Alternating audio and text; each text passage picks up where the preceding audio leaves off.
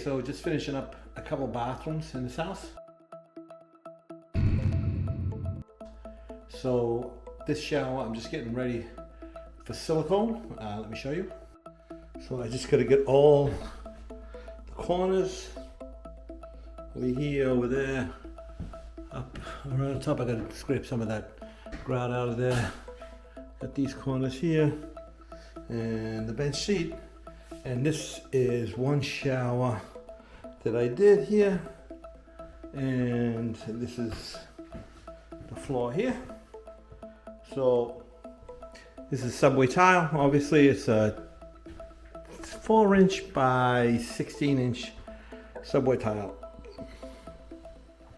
Use the Schluter metal as trim for the niche, and then we have it on the knee wall on both sides and up and down here.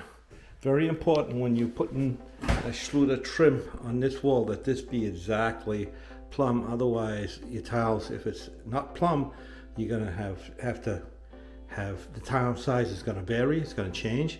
So you're gonna make sure this is perfectly plumb so that you get all exactly the same pieces here and you don't run into trouble, you know, being off and not having matching sizes. So hexagon floor is a little bit bigger than I like to put on a shower floor, but that's what we got. So, and this is the floor here.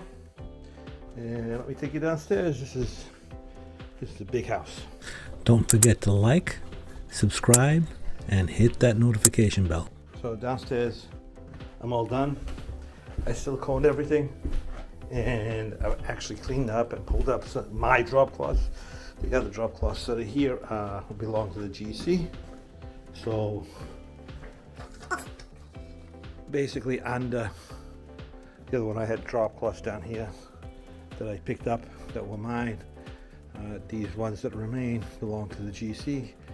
This is a slightly smaller bathroom, but the plank tile didn't have enough tile to go under the vanity. The vanity is wall to wall, so that's not going to be a problem.